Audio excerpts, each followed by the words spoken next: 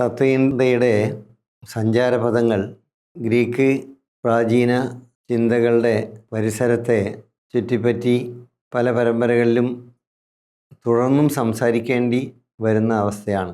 കാരണം ഗ്രീക്ക് ചിന്ത സോക്രട്ടീസിന് മുമ്പ് അത്രമാത്രം വിപുലീകരിക്കപ്പെടുകയും വളരെ ഗാഢമായ ചിന്തകൾ മുന്നോട്ട് വെക്കുകയും ചെയ്തിട്ടുണ്ട് എന്നതാണ് യാഥാർത്ഥ്യം.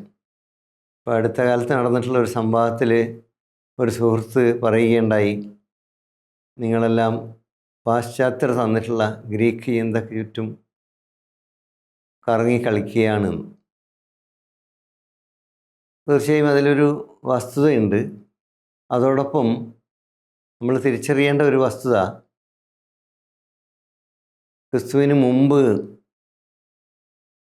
എഴുതപ്പെട്ട രീതിയിൽ താരതമ്യേന കൃത്യതയോടുകൂടി അവശേഷിപ്പിച്ചിട്ടുള്ള ചിന്തകൾ നമുക്ക് ലഭിക്കുന്നത് പ്രാചീന ഗ്രീസിൽ നിന്നാണ്. അതുകൊണ്ട് തന്നെയാണ് പ്രാചീന ഗ്രീക്ക് ചിന്തയെ ചുറ്റിപ്പറ്റിയുള്ള പഠനങ്ങൾ ഇപ്പോഴും പ്രസക്തമായി തീരുന്നത്. ഇന്നിപ്പോൾ ഞാൻ അവതരിപ്പിക്കാൻ ഉദ്ദേശിക്കുന്നത് അണുവാദവും സുഖവാദവും എന്നുള്ള ഒരു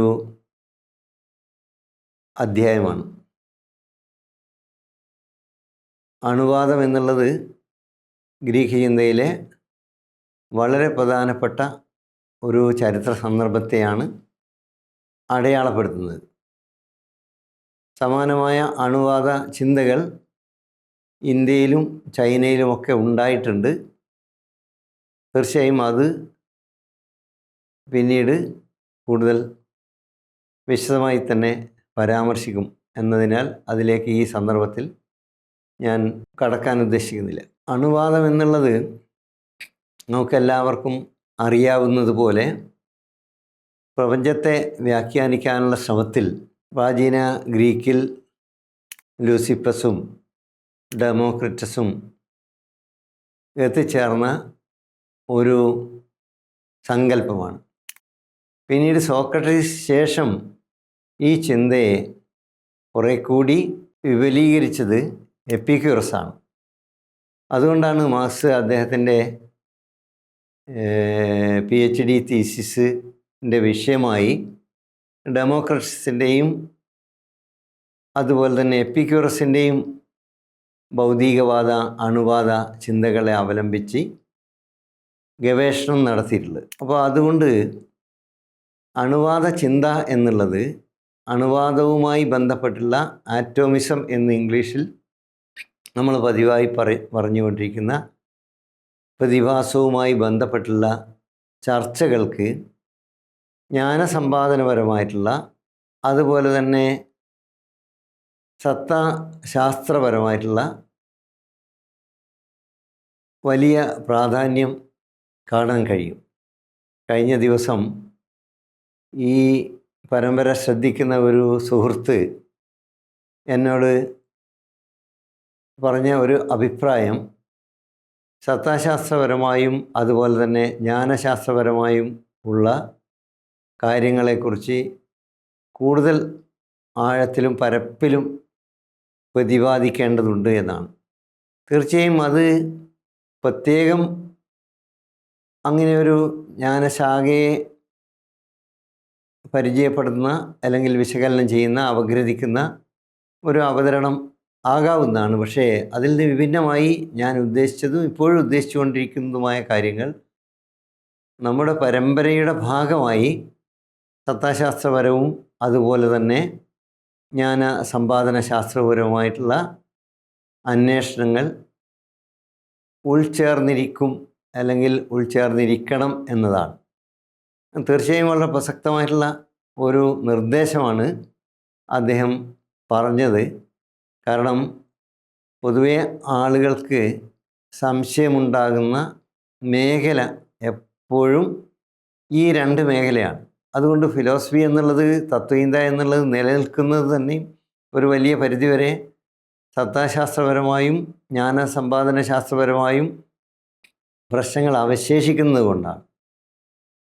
അപ്പോൾ ആറ്റോമിസം എന്നുള്ളത് അല്ലെങ്കിൽ അണുവാദം എന്നുള്ളത് ഈ സത്താശാസ്ത്രപരമായ അന്വേഷണങ്ങളുമായി അതുപോലെ ജ്ഞാനസമ്പാദന ശാസ്ത്രപരമായ അന്വേഷണങ്ങളുമായി എങ്ങനെ ബന്ധപ്പെടുന്നു എന്നതും ഇതിൻ്റെ ഭാഗമായി പ്രതിപാദിക്കാൻ കഴിയുമെന്നാണ് കരുതുന്നത്.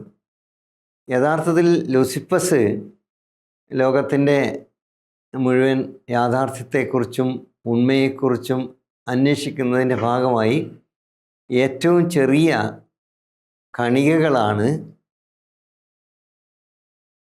അവിഭാജ്യമായിട്ടുള്ള അല്ലെങ്കിൽ വിഭജിക്കാൻ പറ്റാത്ത ഇൻഡിവിസിബിളായിട്ടുള്ള ഘടകങ്ങൾ ചേർന്നതാണ് ഈ ലോകം എന്ന ഒരു സങ്കല്പം മുന്നോട്ട് വെച്ചിട്ടുണ്ടെങ്കിലും അതിനെ കൂടുതൽ വിപുലീകരിക്കുകയോ അദ്ദേഹത്തിൻ്റെ രചനകൾ ആ രീതിയിൽ അവശേഷിക്കുകയോ ചെയ്യുന്നില്ല എന്നതാണ് യാഥാർത്ഥ്യം. അതുകൊണ്ട് തന്നെ ലൂസിഫസിനെ പ്ലാറ്റോ, അരിസ്റ്റോട്ടിൽ മുതലായ ചിന്തകന്മാർ, പ്ലാറ്റോ അത് പരാമർശിക്കുന്ന പോലുമില്ല ലൂസിഫസിനെ, അരിസ്റ്റോട്ടിലാണ് കുറേയെങ്കിലും പരാമർശിക്കുന്നത്. ലൂസിഫസിൽ നിന്ന് ലൂസിഫസിൻ്റെ അതേ കാലത്തുണ്ടായിട്ടുള്ള ഒന്നിച്ച് തന്നെ ഉണ്ടായിട്ടുള്ള ഡെമോക്രിറ്റസാണ് യഥാർത്ഥത്തിൽ അണുവാദത്തെ കൂടുതൽ സമ്പന്നമായിട്ടുള്ള സത്താശാസ്ത്രപരമായും അതുപോലെ തന്നെ ജ്ഞാനസമ്പാദന ശാസ്ത്രപരമായും ഒക്കെ വിശദീകരിക്കാൻ ശ്രമിച്ചിട്ടുള്ളത്. ഇവിടെ ഒരു കാര്യം പ്രത്യേകം പറയേണ്ടതുണ്ട് എന്ന് ഞാൻ കരുതുകയാണ്. നമ്മൾ സത്താശാസ്ത്രം എന്ന് പറയുന്നത് സത്തയെ സംബന്ധിക്കുന്ന അന്വേഷണവുമായി ബന്ധപ്പെട്ടുള്ള ആഖ്യാനങ്ങളെ സംബന്ധിച്ചാണ്. അതേസമയം സത്താപരമായ പഠനങ്ങൾ, ഇത് വെറും രണ്ട് വാക്കല്ലേ എന്ന് വിചാരിക്കും, പക്ഷേ സത്താപരമായ പഠനം എന്ന് പറഞ്ഞാൽ ഒരു എൻസൈമിനെ കുറിച്ച് ഒരാൾ പഠിക്കുന്നു എന്നുള്ളത് അതിൻ്റെ സത്ത എന്നുള്ളതാണ്. അതിൻ്റെ എന്താണ് അതിൻ്റെ എസൻസ് എന്നുള്ളത് ഭൗതികമായി ഫിസിക്കലായി അതിനെ പഠിക്കുക എന്ന ദൗത്യത്തിൽ ഏർപ്പെട്ടതാണ് അദ്ദേഹം ചെയ്തുകൊണ്ടിരിക്കുന്ന ശാസ്ത്രീയമായ പഠനത്തിൻ്റെ ഗവേഷണത്തിൻ്റെ ഭാഗമായി ചെയ്തുകൊണ്ടിരിക്കുകയാണ്. മറിച്ച് നമ്മൾ സത്താശാസ്ത്രപരം എന്ന് പറയുമ്പം അതിൻ്റെ ഒരു ലോജിക്കാലിറ്റി, അതിൻ്റെ ഒരു റേഷണാലിറ്റി, അതിൻ്റെ അസ്തിത്വവുമായി ബന്ധപ്പെട്ട, അതിൻ്റെ ഉണ്മയുമായി ബന്ധപ്പെട്ട ആഖ്യാനങ്ങൾ ആണ് വിശകലനം ചെയ്യുന്നത് അല്ലെങ്കിൽ പ്രതിപാദിക്കുന്നത്. അതുകൊണ്ടാണ് സാധാരണ നമ്മൾ ഇംഗ്ലീഷ് പുസ്തകങ്ങളിലൊക്കെ ഓണ്ടോളജിക്കൽ എന്നും ഓണ്ടിക് എന്നും വേർതിരിച്ച് തന്നെ പറയുന്നത്. അവിടെ ഓണ്ടിക് എന്നുള്ളത് ഒരു വസ്തുതയെ ഒബ്ജക്റ്റീവായി അതിൻ്റെ പഠനം എന്നതാണ്. ഇവിടെ ഒബ്ജക്റ്റീവായി അല്ലെങ്കിൽ വസ്തുനിഷ്ഠമായി ലൂസിഫസിൻ്റെയോ ഡെമോക്രസിൻ്റെയോ കാലത്ത് ഈ പ്രകൃതിയിലുള്ള ഇത്തരം കാര്യങ്ങളെക്കുറിച്ച് പഠിക്കാനുള്ള സാധ്യത വളരെ കുറവാണ്. അപ്പോൾ ഒരുപാട് കാര്യങ്ങൾ അനുമാനത്തിൽ എത്തുകയാണ് ചെയ്യുന്നത്. അപ്പോൾ അങ്ങനെയുള്ളൊരു കാലത്ത് ഡെമോക്രറ്റസ് ഈ അണുവാദം എന്നുള്ളത് മുന്നോട്ട് വെച്ചു എന്നുള്ളത് നമ്മൾ ശ്രദ്ധിച്ചു കഴിഞ്ഞാൽ വളരെ ഗൗരവമായിട്ടുള്ള ഒരു കാര്യമാണ് എന്ന് നമുക്ക് മനസ്സിലാക്കാൻ കഴിയും. ഞാൻ നേരത്തെ സൂചിപ്പിച്ച പോലെ സമാനമായ ഒരു സന്ദർഭം തന്നെയാണ് വൈശേഷിക ദർശനത്തിൽ ഈ കണാദൻ മുന്നോട്ട് വെക്കുന്നത്. കണാദനെ സംബന്ധിച്ചിടത്തോളം ഈ പ്രാചീന കാലത്ത് തന്നെ പ്രപഞ്ചത്തെക്കുറിച്ച് ചർച്ച ചെയ്യുമ്പോൾ നമ്മൾ ഭൂമിയുണ്ട്, അതൊരു വസ്തുവാണ്, നമുക്ക് കാണാവുന്ന, അനുഭവിക്കാവുന്ന, സ്പർശിക്കാവുന്ന ഒരു വസ്തുവാണ്. അതുപോലെ വെള്ളമുണ്ട്, അതും അതേ രീതിയിൽ തന്നെ ഉള്ള ഒരു പദാർത്ഥമാണ്. അതുപോലെ തന്നെ വായു ഉണ്ട്, അതും അതുപോലെ തന്നെ ഉള്ളൊരു പദാർത്ഥമാണ്. മറ്റൊരു പദാർത്ഥമായി അന്ന് കരുതിയിട്ടുള്ളത്, വേറിട്ടൊരു പദാർത്ഥമായി അന്ന് ഇന്ത്യയിൽ ആയാലും ഇതിൽ നിന്ന് വ്യത്യസ്തമായിട്ടുള്ള ഒരു ആഖ്യാനം ഞാൻ ശ്രദ്ധിച്ചിടത്തോളം കണ്ടിട്ടുള്ളത് ചൈനയിലാണ്. അതിനെക്കുറിച്ച് കൂടുതൽ വിശദമായി പറയേണ്ടത് കൊണ്ട് ആ ഭാഗത്തേക്ക് ഇപ്പോൾ ഈ സന്ദർഭത്തിൽ പോകുന്നില്ല. ഇവിടെ ഈ 4 പദാർത്ഥങ്ങളും വാസ്തവത്തിൽ അതിൻ്റെ പദാർത്ഥപരത അല്ലെങ്കിൽ മെറ്റീരിയാലിറ്റി, അതിൻ്റെ ഭൗതികമായ അസ്തിത്വം എന്നുള്ളത് നമുക്ക് അനുഭവിക്കാൻ കഴിയും. അതുകൊണ്ട് ഈ അനുഭവത്തിന് വിധേയമാകാവുന്ന, നമ്മുടെ പഞ്ചേന്ദ്രിയങ്ങളിലൂടെ അറിയാൻ കഴിയുന്ന ഈ പ്രപഞ്ചത്തിലുള്ള ഈ കാര്യങ്ങളെ നോക്കി കണ്ടുകൊണ്ട് ഇതൊക്കെ എങ്ങനെയായിരിക്കും ഉണ്ടായിരിക്കുക, ഇതിൻ്റെ അൾട്ടിമേറ്റായിട്ടുള്ള പരമമായിട്ടുള്ള ഈ നിർമ്മിതി ഏത് രീതിയിലായിരിക്കണം എന്നതിനെക്കുറിച്ചുള്ള ആലോചനയിൽ നിന്നാണ് അണുവാദ സിദ്ധാന്തം ആവിർഭവിച്ചിട്ടുള്ളത്. അങ്ങനെയാണ് അവർ ഇതിൻ്റെ ഏറ്റവും ചെറിയ ഇതിൻ്റെ അടിത്തട്ടിൽ അണുവാണ് ഏറ്റവും ചെറിയ ഏറ്റവും സൂക്ഷ്മമായ പിന്നീട് അങ്ങോട്ട് വിഭജിക്കാൻ പറ്റാത്ത മുറിക്കാൻ പറ്റാത്ത അവിഭാജ്യമായിട്ടുള്ള ഒരു യൂണിറ്റ്. അത്തരം യൂണിറ്റുകളുടെ സംഘാതമാണ് വാസ്തവത്തിൽ ലോകത്തിൻ്റെ സർവ്വചരാചരങ്ങളും സർവ്വ വസ്തുക്കളും. ഇവിടെ ഉണ്ടാകുന്ന എല്ലാ കാര്യങ്ങളെ കുറിച്ചും നമ്മൾ പരിശോധിച്ച് കഴിഞ്ഞാൽ പരമമായി അവ അണുക്കളാണ്, ആറ്റംസാണ് എന്ന ഒരു പരികൽപ്പനയിൽ എത്തിച്ചേരുക. ആറ്റത്തിൻ്റെ സവിശേഷത ആയി അവർ പറയുന്നത് അത് ഏറ്റവും പ്രധാനമായിട്ട് ഏറ്റവും ചെറുതും നമുക്ക് നഗ്നനേത്രങ്ങൾ കൊണ്ട് കാണാൻ കഴിയാത്തതും വിഭജിക്കാൻ കഴിയാത്തതും എന്നാണ്. മുമ്പൊക്കെ ഞങ്ങളൊക്കെ കോളേജിലൊക്കെ ഈ ശാസ്ത്ര വിഷയം പഠിക്കുന്നതിൻ്റെ ഭാഗമായി അന്നൊക്കെ പഠിക്കാറ് ഡാൾട്ടൻ്റെ സിദ്ധാന്തമാണ്.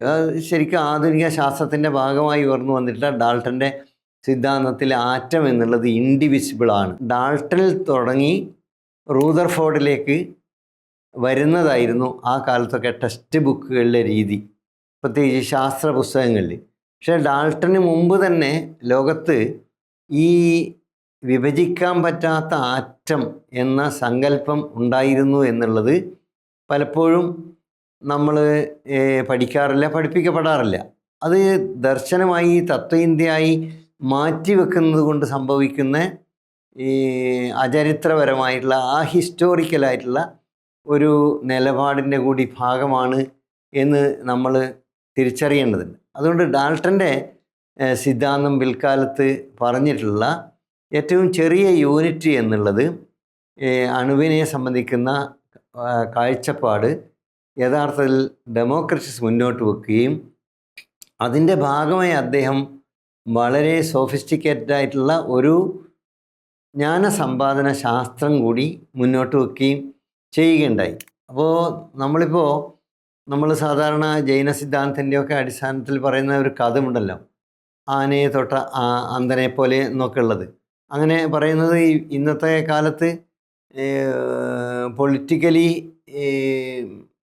അത്രമാത്രം ശരിയായ പ്രയോഗമല്ല എന്നത് പൊതുവെ അംഗീകരിക്കപ്പെട്ട ഒരു യാഥാർത്ഥ്യമാണ്. പക്ഷേ ഒരു കാലത്ത് ഉണ്ടായിട്ടുള്ള ചരിത്രത്തിൽ ഉണ്ടായിട്ടുള്ള ചില സന്ദർഭങ്ങൾ, ചില മിത്തുകൾ, ചില അടയാളങ്ങൾ അത് നമ്മൾ പുനരുൽപ്പാദിപ്പിക്കുന്നത് അതിനെ വിശകലനം ചെയ്യാൻ വേണ്ടിയാണ്, അല്ലാതെ അത് അതേപടി ആവർത്തിച്ചുറപ്പിക്കാൻ വേണ്ടിയില്ല. അപ്പോൾ അതുകൊണ്ട് ഞാൻ സൂചിപ്പിക്കുന്ന അറിവിനെ സംബന്ധിക്കുമ്പോഴുള്ള അവ്യക്തത, അതിനെ സംബന്ധിച്ചുള്ള ഏത് അറിവാണ് ശരിയായ അറിവ്, എങ്ങനെയാണ് നമ്മൾ അറിയുന്നതെല്ലാം ശരിയാണോ? ഒരുപാട് ആർഗ്യുമെൻസുകൾ, ഒരുപാട് തർക്കങ്ങൾ, ഒരുപാട് വാദവിവാദ തലങ്ങളിൽ നടക്കുന്ന ആഖ്യാനങ്ങൾ നമുക്ക് ലോകത്തിൽ എക്കാലത്തും ഉണ്ടായിട്ടുണ്ട്, ഇപ്പോഴും ഉണ്ടായിട്ടുണ്ട്, ഇനി ഉണ്ടായിക്കൊണ്ടേയിരിക്കും. പക്ഷേ ഇതിൽ ശരിയേത് തെറ്റേത് എന്ന് വ്യവച്ഛേദിച്ച് തിരിച്ചറിയുന്നത്, കാണുന്നത് വിശ്വസിച്ചാൽ പോരെ എന്ന് എളുപ്പം പറയാം, പക്ഷെ കാണുന്നതെല്ലാം വിശ്വസിക്കാൻ കഴിയുമോ? പ്രത്യേകിച്ച് ഇന്നത്തെ കാലത്ത് അത് വളരെ ഗൗരവമുള്ളൊരു ചോദ്യമാണ്. കാരണം നമ്മൾ AI കാലത്ത് എന്ത് ഉൽപ്പാദിപ്പിക്കാം, ആരുടെ കൂടെ ആര് നിൽക്കുന്നത്, നിൽക്കാത്തത്, എവിടെയും നിൽക്കുന്നത്. ഇവിടെയുള്ളൊരു മനുഷ്യൻ ഇപ്പം നമ്മൾ ആരും സുനിത വില്യംസ് പോയ പോലെ സ്പേസിലൊന്നും പോയിട്ടില്ല. പക്ഷെങ്കിൽ ഇവിടെയുള്ള ഏതെങ്കിലും ഒരാളെ അതുപോലെ സ്പേസിൽ സുനിത വില്യംസിനൊപ്പം എത്തിയതായി വേണമെങ്കിൽ കാണിക്കുന്ന ഒരു AI ഇമേജ് ഉണ്ടാക്കിയാൻ വലിയ ബുദ്ധിമുട്ടൊന്നുമില്ല. അപ്പോൾ ഈ രീതിയിൽ നമ്മൾ കാണുന്നത് റിയാലിറ്റി, യാഥാർത്ഥ്യം എന്ന നിലയിൽ അത് പ്രകൃതിയിലായാലും ശരി, പ്രകൃതിക്ക് പുറത്തായാലും ശരി. ഇപ്പോൾ ഇവിടെ അഗ്നിയെക്കുറിച്ച് തന്നെ പറയുകയാണ്. അപ്പം ഭൂമി, വെള്ളം, അഗ്നി എന്ന് പറയുമ്പോൾ ഇവിടെ അഗ്നി എന്നുള്ളത് ഒരു വേറിട്ട ഒരു വസ്തു എന്നുള്ള നിലയിലാണ് അന്ന് കണ്ടത്. ഇന്നിപ്പോൾ അങ്ങനെയല്ല കാണുന്നത്. അത് കമ്പസ്റ്റിൻ്റെ ഭാഗമായി കത്തുന്ന പദാർത്ഥങ്ങൾ അന്തരീക്ഷത്തിലുള്ള ഓക്സിജനുമായി കൂടിച്ചേരുമ്പോൾ ഉണ്ടാകുന്ന ഒരു പ്രതിഭാസമാണത്. അത് ഒരു കത്തൽ എന്നുള്ള ഒരു പ്രക്രിയയാണ്. അപ്പോൾ അതൊരു വേറിട്ടൊരു പദാർത്ഥമല്ല. അവിടെ ഉൽപ്പാദിപ്പിക്കപ്പെടുന്നത് വെള്ളവും കാർബൺ ഡൈ ഓക്സൈഡുമാണ്. ഈ രീതിയിൽ ഇന്നിപ്പോൾ ആ ജ്ഞാനപരമായിട്ടുള്ള അന്വേഷണം വളരെ വികസിച്ചിട്ടുണ്ട്. അപ്പോൾ നമ്മൾ എങ്ങനെ കാണുന്നത് വിശ്വസിക്കും, കാണാത്തത് വിശ്വസിക്കാതിരിക്കും, ഈ തരത്തിലൊക്കെയുള്ള ചോദ്യങ്ങൾ ആ കാലത്ത് തന്നെ മനുഷ്യർ ചോദിച്ചു കൊണ്ടേയിരുന്നു. മനുഷ്യൻ്റെ ഒരു പ്രത്യേകതയും അതാണല്ലോ. മനുഷ്യന് ഭക്ഷണം കഴിച്ചു വിശ്രമിച്ചു മാത്രം സമയം കളയുകയായിരുന്നില്ല ഒരു കാലത്തും. അവൻ അല്ലെങ്കിൽ അവൾ അതോടൊപ്പം തന്നെ ഭാവിയെക്കുറിച്ച്, ഭൂതത്തെക്കുറിച്ച്, പരിസരത്തെക്കുറിച്ചും ഒക്കെ നിരന്തരമായി അന്വേഷിക്കുക കൂടി ചെയ്യുകയായിരുന്നു. അപ്പോൾ അതിൻ്റെ ഭാഗമായി മുന്നോട്ട് വച്ചിട്ടുള്ള അണുവാദ ചിന്തയിൽ യഥാർത്ഥത്തിൽ ഈ പറയുന്ന വസ്തുക്കൾ, നമ്മൾ ലോകത്ത് കാണുന്ന ഭൂമി പോലെയല്ല വെള്ളം, വെള്ളം പോലെയല്ല അഗ്നി, അഗ്നി പോലെയല്ല വായു, വായു പോലെയല്ല ആകാശം. അപ്പോൾ ഈ വ്യത്യാസങ്ങളൊക്കെ എങ്ങനെയാണ് ഉണ്ടാകുന്നത്? നമ്മുടെ ശരീരം പോലെയല്ല മനസ്സ്. മനസ്സ് എന്നുള്ളത് എന്താണ്? മനസ്സങ്ങനെ ഉണ്ടോ? അപ്പോൾ നമ്മൾ മനസ്സിനെക്കുറിച്ച് ഒരുപാട് പഠനങ്ങൾ നമ്മുടെ ലോകത്ത് ഇന്ന് ലഭ്യമാണ്. ഇന്ന് ഏറ്റവും കൂടുതൽ ആവശ്യപ്പെടുന്ന ഒരു വൈജ്ഞാനിക ശാഖയായി മനഃശാസ്ത്രം മാറിയിരിക്കുകയാണ്. പക്ഷേ മനഃശാസ്ത്രം പഠനങ്ങൾ മിക്കവാറും നടക്കുന്നത്, നമ്മൾ ആലോചിച്ച് കഴിഞ്ഞാൽ, മനുഷ്യൻ്റെ മനഃശാസ്ത്രം മുൻകൂട്ടി ഒരു പ്രീ നോഷൻ, അല്ലെങ്കിൽ നമ്മളൊരു ആദ്യം ഒരു സങ്കല്പം, മനുഷ്യൻ്റെ പെരുമാറ്റത്തിലുള്ള അബ്നോർമാലിറ്റി എന്ന് പറയുന്ന നോർമൽ അല്ലാത്ത കാര്യങ്ങളെ മുൻവിധിയായി സ്വീകരിച്ചുകൊണ്ട് നടക്കുന്ന അന്വേഷണങ്ങളാണ് ഏറ്റവും കൂടുതലെന്ന് നമുക്ക് കാണാൻ പറ്റും. അപ്പം ഈ വസ്തുക്കളിലുള്ള വ്യത്യാസങ്ങൾ എങ്ങനെയാണ് ഉണ്ടാകുന്നത്? അപ്പോൾ അതിന് ഈ ഡെമോക്രറ്റസ് പറയുന്ന ഉത്തരം എന്നുള്ളത്, ഇപ്പം നമ്മളിപ്പം ഭൂമി അല്ലെങ്കിൽ മണ്ണ്, ലാൻഡ്, ഇതിലെ പോലെയല്ല വെള്ളം, വെള്ളം പോലെയല്ല അഗ്നി. അപ്പോൾ ഈ അഗ്നിയുടെ ആറ്റം എന്ന് പറയുന്നത്, അല്ലെങ്കിൽ തീ ഉണ്ടാകുന്നത് വളരെ സൂക്ഷ്മമായിട്ടുള്ള വേറിട്ട ആറ്റങ്ങൾ കൊണ്ടാണ്. അപ്പോൾ ഈ ആറ്റങ്ങൾ എന്നുള്ളത് എല്ലാ ആറ്റങ്ങളും ഒരുപോലെയല്ല, മറിച്ച് വെള്ളത്തിൻ്റെ ആറ്റം പോലെയല്ല തീ ഉണ്ടാകുന്ന, അല്ലെങ്കിൽ ഏതുതരം ആറ്റങ്ങളുടെ സംഘാതത്തിലൂടെയാണോ അഗ്നി ഉണ്ടാകുന്നത്, അതിനേക്കാൾ വളരെ നൈസായിട്ടുള്ള, വളരെ നേർമ്മയായിട്ടുള്ള, ഏറ്റവും എല്ലാം സൂക്ഷ്മം തന്നെയാണ്, പക്ഷെ ആ സൂക്ഷ്മത്തിൽ തന്നെ ചില പ്രത്യേകങ്ങൾ. പിന്നെ ആധുനിക ശാസ്ത്രം ഇതിൻ്റെ, നമുക്കറിയാലോ, ഈ ഡാൾട്ടന് ശേഷം വന്നിട്ടുള്ള റൂദർഫോർഡിൻ്റെ ശാസ്ത്രീയമായ നിഗമനത്തിലുള്ള ഏറ്റവും പ്രധാനപ്പെട്ട ബ്രേക്ക് എന്ന് പറയുന്നത് തന്നെ ആറ്റം ഡിവിസിബിൾ ആവാൻ, അല്ലെങ്കിൽ ആറ്റം വിഭജിക്കാൻ പറ്റുന്നതാണ് എന്നതിലേക്ക് എത്തുന്നത് തന്നെ അതിൻ്റെ ഓർബിറ്റും അല്ലെങ്കിൽ അതിൻ്റെ ന്യൂക്ലിയസും കണ്ടെത്തുന്നതിലൂടെയാണ്. അപ്പോൾ ആറ്റത്തിന് ഒരു കേന്ദ്രമുണ്ടെന്നും ആ കേന്ദ്രത്തിന് ചുറ്റും ഓർബിറ്റുകൾ ഉണ്ടെന്നും അതിൽ കറങ്ങിക്കൊണ്ടിരിക്കുന്ന എലിമെൻറ്റ്സ് ഉണ്ടെന്നും അതിൻ്റെ ഘടനയ്ക്കനുസരിച്ച് കാര്യങ്ങൾ മാറ്റം വരും എന്നതും പിന്നീട് ശാസ്ത്രം കണ്ടെത്തിയ ഒരു വസ്തുതയാണ്. പക്ഷേ ഇങ്ങനെ ഒരു വസ്തുതയിലേക്ക് എത്തുന്നത്, അല്ലെങ്കിൽ ഇത്തരത്തിലൊരു കടണത്തിലേക്ക് രോഗം എത്തുന്നത്, പണ്ട് മുതലേ മനുഷ്യർ ഈ രീതിയിൽ അന്വേഷിച്ചു കൊണ്ടേയിരുന്നാണ്. അന്ന് അവരുടെ ഉപകരണങ്ങൾ ഇന്നത്തേതുപോലെ ഏറ്റവും സോഫിസ്റ്റിക്കേറ്റഡ് ആയിട്ടുള്ള ഉപകരണങ്ങളായിരുന്നില്ല. അവരുടെ നിലവിൽ അന്ന് അവർക്കുണ്ടായിരുന്ന പരിസരത്ത് നിന്നുകൊണ്ട് അവരുടെ ബുദ്ധി ഉപയോഗിച്ച്, ഈ ദൈക്ഷണിക ശേഷി ഉപയോഗിച്ച് പരിസരത്തെ നിരീക്ഷിച്ചു കൊണ്ട് മുന്നോട്ട് വെച്ച ഒരു കാഴ്ചപ്പാടാണ്. അപ്പോൾ ഈ പദാർത്ഥങ്ങളെല്ലാം ഒരുപോലെയല്ല, പദാർത്ഥങ്ങൾ വിഭിന്നമാണ്, വ്യത്യസ്തമാണ് എന്ന ഒരു കാഴ്ചപ്പാട് കൂടി ഡെമോക്രിറ്റസ് മുന്നോട്ട് വെക്കുന്നുണ്ട്. പിന്നീട് സോക്രട്ടീസിന് ശേഷം വന്നിട്ടുള്ള എപ്പിക്യൂറസ് ഇതിനെ കുറേ കൂടി ചടുലമാക്കുകയും കുറേ കൂടി സാധ്യത ഉള്ളതാക്കി മാറ്റുകയും ചെയ്യുന്നു എന്നുള്ളതാണ് വാസ്തവത്തിൽ കാൾ മാർക്സിന് ഇതിൽ വന്നിട്ടുള്ള വലിയ ഒരു ആഭിമുഖ്യം, അല്ലെങ്കിൽ ഇതിനോട് വന്നിട്ടുള്ള വലിയൊരു തരത്തിലുള്ള താല്പര്യത്തിന് കാരണമായിട്ടുള്ളത്. കാരണം എപ്പിക്യൂറസിലേക്ക് വരുമ്പോൾ അണുവാദം എന്നുള്ളത് യഥാർത്ഥത്തിൽ ഡെമോക്രസി സ്തംഭിച്ച ഒരു ലോകാവസ്ഥ ആയി നിലനിർത്തുകയാണ് ചെയ്യുന്നത്. കാരണം ലോകത്തിൻ്റെ ഒരു മാറ്റത്തെ ചിത്രീകരിക്കാൻ, പരിവർത്തനത്തെ ചിത്രീകരിക്കാൻ, പരിണാമത്തെ ചിത്രീകരിക്കാൻ കഴിയുന്ന വിധത്തിൽ വികസിപ്പിക്കാൻ ഡെമോക്രസിന് കഴിഞ്ഞിരുന്നില്ല. അതേസമയം ഈ അണുവാദം എപ്പിക്യൂറസിലേക്ക് എത്തുമ്പോൾ യഥാർത്ഥത്തിൽ അദ്ദേഹം ഈ അണു എന്നുള്ളത് ഡെമോക്രിറ്റസ് ഒക്കെ പറഞ്ഞ മാതിരി തന്നെ, ലുസിഫസ് ഒക്കെ പറഞ്ഞ മാതിരി തന്നെ ഏറ്റവും ചെറിയ നമ്മുടെ നഗ്നനേത്രങ്ങൾ കൊണ്ട് കാണാൻ പറ്റാത്ത എങ്കിലും നിലനിൽക്കുന്ന ഏറ്റവും ചെറിയ യൂണിറ്റ്, അതിനെ വിഭജിക്കാൻ പറ്റില്ല. അതുകൊണ്ടാണ് അതിനെ ഏറ്റവും ചെറിയ ഒരു അണു എന്ന രീതിയിൽ പേര് കൊടുത്ത. അണു ഈ ഗ്രീക്ക് പദത്തിൽ തന്നെ വിഭജിക്കാൻ പറ്റാത്ത എന്നുള്ള അർത്ഥത്തിലാണ് അർത്ഥം ഉൽപ്പാദിപ്പിക്കുന്ന ഒരു പദത്തിൽ നിന്നാണ് ആറ്റം എന്നുള്ള വാക്ക് തന്നെ യഥാർത്ഥത്തിൽ ആവിർഭവിക്കുന്നത്. അതിൻ്റെ എറ്റിമോളജി ആ രീതിയിലാണ്. അപ്പം വിഭജിക്കാൻ പറ്റാത്തതാണെന്ന് കരുതിയ ഏറ്റവും ചെറിയ കണിക എന്നുള്ള അർത്ഥത്തിലാണ്. അപ്പോൾ അത് പക്ഷെ അതിങ്ങനെ നിശ്ചലമായി നിൽക്കുകയാണ്. കാരണം അതിന് വേറൊരു പ്രവർത്തനവും അവർക്ക് സങ്കല്പിക്കാൻ കഴിഞ്ഞില്ല. മറിച്ച് എപ്പിക്യൂറസിലേക്ക് എത്തുമ്പോൾ എപ്പിക്യൂറസ് പറയുന്നത് ഈ അണു എന്നുള്ളത് അങ്ങനെ വെറുതെ നിശ്ചലമായി നിൽക്കുകയല്ല, അതിന് നിരന്തരമായി, അതിന് ഇംഗ്ലീഷിൽ ഗ്രീക്ക് അവരുപയോഗിച്ച പദത്തിൻ്റെ പരിഭാഷയായിട്ട് കൊടുത്തുള്ള സ്വർവ് എന്നാണ്. സ്വർവ്, SWERVE, സ്വർവ് എന്നുള്ള ഒരു പദമാണ് ഉപയോഗിക്കുന്നത്. അപ്പോൾ അത് ഒരുതരം ഇതിനൊരു തിരിച്ചലുണ്ട് എന്നാണ്. ഇതിന് എപ്പോഴും ഇങ്ങനെ ഈ വഴിതിരിച്ചൽ എന്നൊക്കെ നമ്മൾ പറയുമല്ലോ, വഴി അങ്ങോട്ടും ഇങ്ങോട്ടുമൊക്കെ പോയിക്കൊണ്ടേയിരിക്കുക. അതിന് വളരെ കൃത്യതയില്ലെങ്കിലും അതിങ്ങനെ നിരന്തരം ഈ തിരിഞ്ഞുകൊണ്ട് അല്ലെങ്കിൽ ചലിച്ചുകൊണ്ട് മുന്നോട്ട് പോകുന്ന അല്ലെങ്കിൽ എങ്ങോട്ടെങ്കിലും പോകുന്ന ഒരു പ്രതിഭാസമായാണ് ഇത് പ്രവർത്തിക്കുന്നത്. അണു എന്നുള്ളത്, ആറ്റം എന്നുള്ളത് വെറുതെ ഒരു സ്ഥലത്ത് അങ്ങനെ നിൽക്കുകയാണെങ്കിൽ പിന്നെ അതങ്ങനെ നിൽക്കുകയുള്ളൂ. ഭൂമിക്ക് ഒരു മാറ്റം ഉണ്ടാവില്ല, പ്രപഞ്ചത്തിന് ഒരു മാറ്റം ഉണ്ടാവില്ല, മറ്റ് ഒരു പദാർത്ഥവും. കാരണം അതെങ്ങനെയാണോ ഉണ്ടാക്കപ്പെട്ടത് അതുപോലെ തന്നെ നിശ്ചലമായി അവിടെ നിൽക്കും. പക്ഷേ ഈ നിശ്ചലതയെ ബ്രേക്ക് ചെയ്യാൻ ഞാൻ കഴിഞ്ഞ ദിവസം അവതരിപ്പിച്ചിട്ടുള്ള കാര്യത്തിൽ വളരെ പ്രധാനപ്പെട്ട ഒരു തർക്കം തന്നെ അതായിരുന്നല്ലോ. ഹെറാക്ലിറ്റസിൻ്റെ മാറ്റത്തെ സംബന്ധിക്കുന്ന സംവാദവും മറുവശത്ത് സെനോ എന്ന് പറയുന്ന വളരെ പ്രസിദ്ധനായിട്ടുള്ള ദാർശനികൻ്റെ നിശ്ചലതയെ സംബന്ധിക്കുന്ന അദ്ദേഹം മുന്നോട്ട് വെച്ചിട്ടുള്ള ആഖ്യാനങ്ങളും, അത് ഗ്രീക്ക് ചിന്തയിൽ ഉള്ള വളരെ പ്രധാനപ്പെട്ട ഒരു സന്ദർഭമായിരുന്നു. അതിൻ്റെ തുടർച്ചയിൽ തന്നെ വേണം നമ്മൾ യഥാർത്ഥത്തിൽ ഈ അണുബാധപരമായിട്ടുള്ള ആഖ്യാനത്തെയും കാണാം. അപ്പോൾ നമ്മൾ ഈ സംവാദങ്ങൾ റദ്ദ് ചെയ്താൽ, ഇപ്പോഴും നമ്മൾ പറഞ്ഞുകൊണ്ടിരിക്കുന്ന ഒരു പ്രധാനപ്പെട്ട ഒരു കാര്യമാണല്ലോ, ഒരു സമൂഹത്തിൽ സംവാദങ്ങളും അന്വേഷണങ്ങളും ഇല്ലെങ്കിൽ ആ സമൂഹം തന്നെ സ്തംഭിച്ചു പോകും. കാരണം വൈജ്ഞാനികമായ വികാസം ഭാവിക്കില്ല, സാമൂഹികമായ ജീവിതത്തിൻ്റെ മണ്ഡലത്തിന് യാതൊരു വികാസവും ഉണ്ടാവില്ല എന്നുള്ളതാണ്.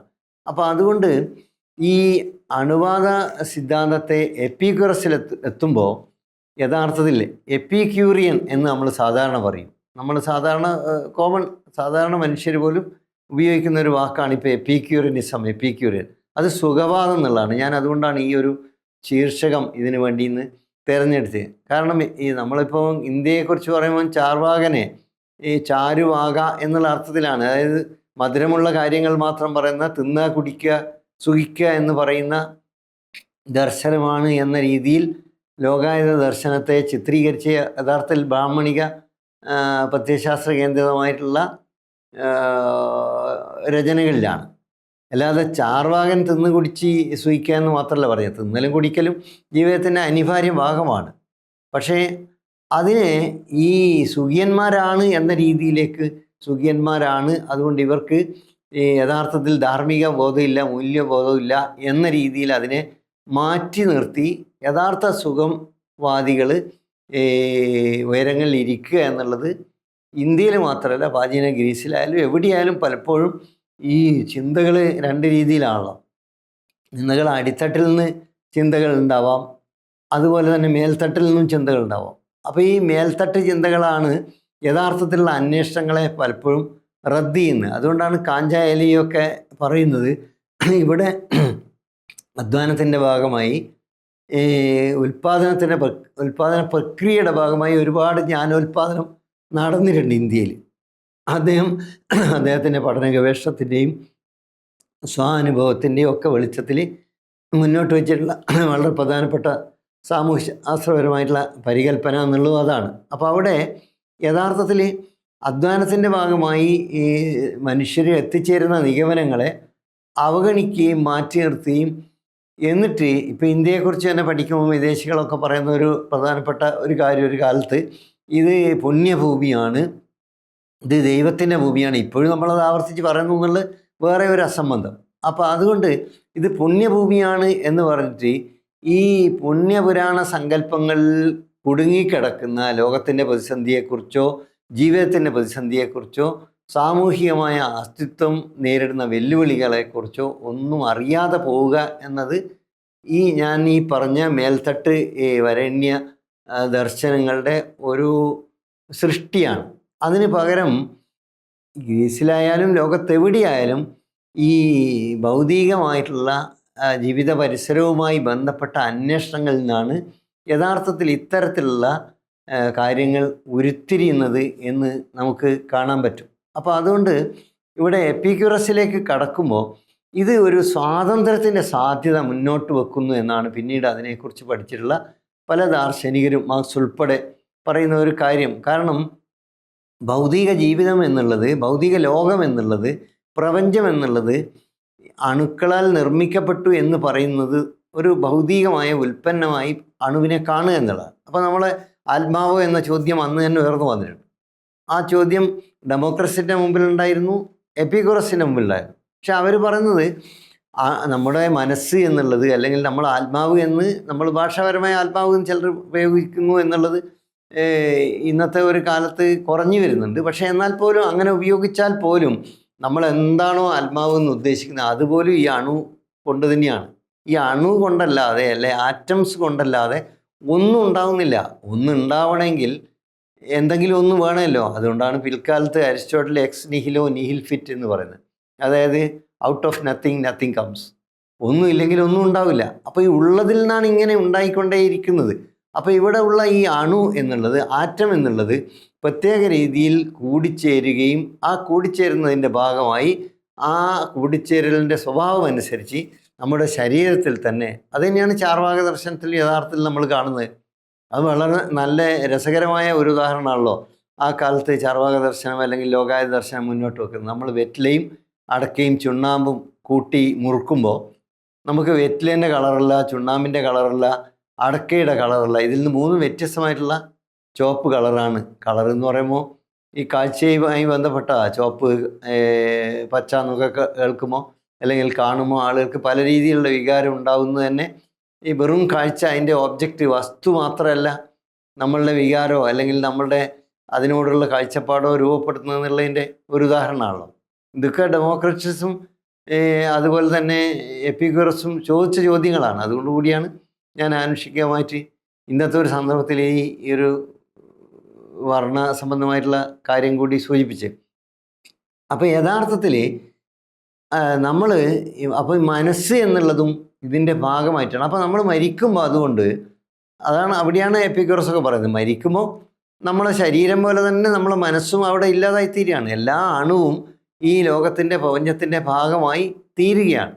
അല്ലാതെ അവിടെ പ്രത്യേകമായി വേറിട്ട ഒരു സാധ്യത അല്ലെങ്കിൽ വേറിട്ട ഒരു അതിജീവനം അവിടെ ഉണ്ടാവുന്നില്ല. കാരണം ഒരാൾ മരിക്കുന്നതോടുകൂടി അയാളുടെ ശരീരം അവസാനിക്കുകയാണ്, ശരീരത്തിൻ്റെ ഭാഗമായി നിലനിൽക്കുന്ന എല്ലാം അവസാനിക്കുകയാണ്. കാരണം അതെല്ലാം തന്നെ അൾട്ടിമേറ്റ്ലി കമ്പോസ്ഡ് ഓഫ് ആറ്റംസ്. ഇതെല്ലാം പരമായ അർത്ഥത്തിൽ അണുക്കളാൽ നിർമ്മിതമാണ്. ആറ്റങ്ങളുടെ യോജിപ്പിലൂടെ, ആറ്റത്തിൻ്റെ കോമ്പിനേഷനിലൂടെ ഉണ്ടായതാണ്. അപ്പോൾ ഇതെല്ലാം കൂടിച്ചേർന്ന് ഉണ്ടായിട്ടുള്ള സംഗതികൾ എല്ലാം വിഘടിച്ച് ഭൂമിയുടെ, പ്രപഞ്ചത്തിൻ്റെ, വായുവിൻ്റെ, വെള്ളത്തിൻ്റെ, ഇപ്പോൾ ഒരാളുടെ ശരീരം കടലിൽ കെട്ടിയെറിയാണ് ചെയ്തതെങ്കിൽ മരണാനന്തരം അവിടെ അതിൻ്റെ ഭാഗമായി ആയിപ്പോകുന്നു. അല്ലെങ്കിൽ മറ്റ് മണ്ണിലേക്കാണെങ്കിൽ മണ്ണിൻ്റെ ഭാഗമായി പോകുന്നു എന്നല്ലാതെ അവിടെ എന്തെങ്കിലും ഒന്ന് പിന്നീട് അവശേഷിക്കുകയോ അല്ലെങ്കിൽ മറികടക്കുകയോ ചെയ്യുന്നില്ല. അപ്പോൾ ഇതിൻ്റെ ഈ ഒരു ആർഗ്യുമെൻറ്റിനെ അവലംബിച്ചാണ് പിൽക്കാലത്ത് ലോകായത ദർശനത്തെ കൊണ്ട് പറഞ്ഞതുപോലെ തന്നെ ഒരു വിഭാഗം ഇത് എപ്പിക്യൂറനിസം എന്ന് പറഞ്ഞാൽ സുഖവാദമാണ്.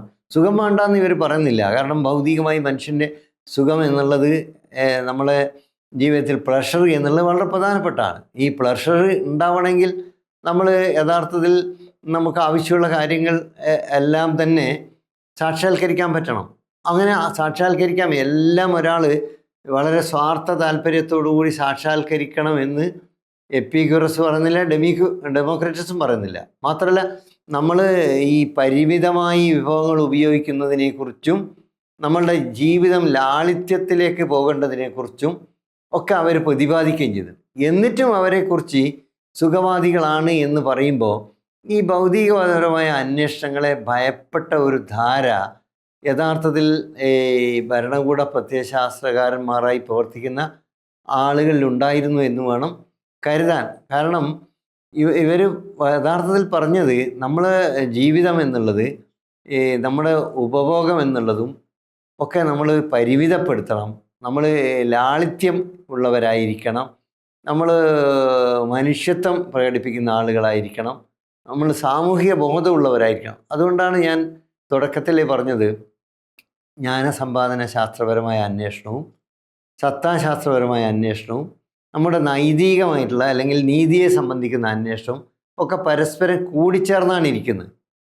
ഇതൊക്കെ തന്നെ നമ്മൾ ഇവിടുത്തെ ഈ ലോകത്തിലെ മനുഷ്യൻ്റെ ജീവിതവുമായി ബന്ധപ്പെട്ട് കൂടി അന്വേഷിക്കുമ്പോഴാണ് ഈ പറയുന്ന അന്വേഷണങ്ങൾക്ക് നൈതികതയുമായി യഥാർത്ഥത്തിൽ ഏതെങ്കിലും രീതിയിൽ ബന്ധപ്പെടാൻ കഴിയുക അല്ലെങ്കിൽ ബന്ധപ്പെടുത്താൻ കഴിയുക. അപ്പോൾ അതുകൊണ്ട് നമ്മൾ എപ്പിക്യൂറസിലേക്ക് വരുമ്പോൾ ഈ സുഖവാദം എന്നുള്ളത് യഥാർത്ഥത്തിൽ പലപ്പോഴും നമ്മൾ പ്രത്യേകിച്ച് ഈ ടെക്സ്റ്റ് ബുക്ക് രചയിതാക്കൾ അല്ലെങ്കിൽ അതുപോലെ ഉള്ള ആളുകളൊക്കെ തന്നെ അവതരിപ്പിക്കുന്ന അർത്ഥത്തിൽ അല്ല കാണേണ്ടത് എന്നാണ് എനിക്ക് തോന്നുന്നത്. നമ്മുടെ സുഖം എന്നുള്ളത്, നമ്മുടെ ജീവിതത്തിൻ്റെ സന്തോഷം എന്നുള്ളത് വളരെ അനിവാര്യമാണ്. അത് വാസ്തവത്തിൽ ഭൗതികമായി തന്നെയാണ് നിർണ്ണയിക്കപ്പെടുന്നത്.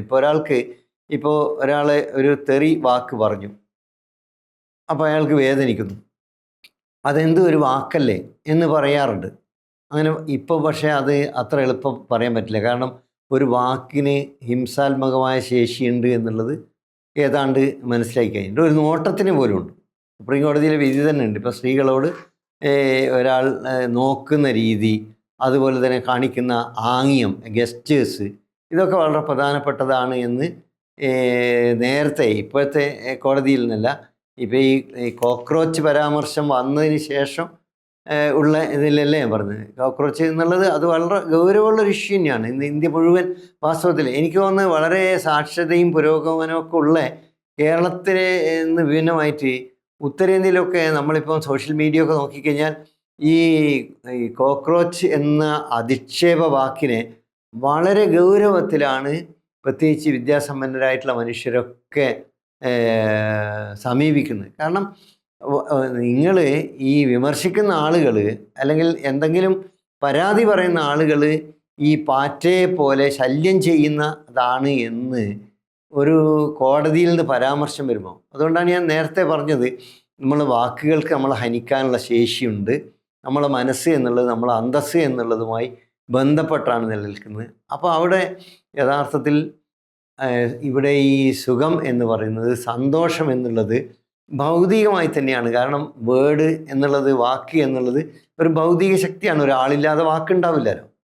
ഒരു കോടതിയിൽ നിന്ന് അല്ലെങ്കിൽ ഒരു പട്ടാളക്കാരിൽ നിന്ന്, ഒരു പോലീസുകാരിൽ നിന്ന്, ഒരു ഭരണാധികാരിയിൽ നിന്ന് ഉണ്ടാവുന്ന ഓരോ വാക്കും മനുഷ്യന് ഏത് രീതിയിലാണ് സന്തോഷം ഉൽപ്പാദിപ്പിക്കുക അല്ലെങ്കിൽ അദ്ദേഹത്തിൽ ഈ വേദന ഉണ്ടാക്കുക, വിഷമം ഉണ്ടാക്കുക എന്നൊക്കെ ഉള്ളത് വളരെ പ്രധാനപ്പെട്ട കാര്യമാണ്. അതുകൊണ്ട് ഈ അണുവാദം എന്നുള്ളത് ഇതുമായി ബന്ധപ്പെട്ട് തുടർന്ന് വരുന്ന പുതിയ സങ്കല്പങ്ങളും പുതിയ ആഖ്യാനങ്ങളും ഒക്കെ അടുത്ത ദിവസങ്ങളിലും അടുത്ത ക്ലാസ്സുകളിലും ഒക്കെ അവതരിപ്പിക്കാം എന്നുള്ളത് കൊണ്ട് ഞാൻ ഈ അധ്യായം ഇന്നിവിടെ അവസാനിപ്പിക്കുകയാണ്. തീർച്ചയായും ഈ സുഖവാദവുമായി ബന്ധപ്പെട്ട് ഈ അണുവാദത്തെ ചർച്ച ചെയ്യുമ്പോൾ ഭൗതികവാദപരമായി എങ്ങനെയാണ് ശാസ്ത്രീയമായ അന്വേഷണങ്ങളിലേക്കുള്ള മാർഗമായി, അന്വേഷണ വഴിയായി ഇത് വികസിച്ചത് എന്നാണ് നമ്മൾ കാണേണ്ടത്.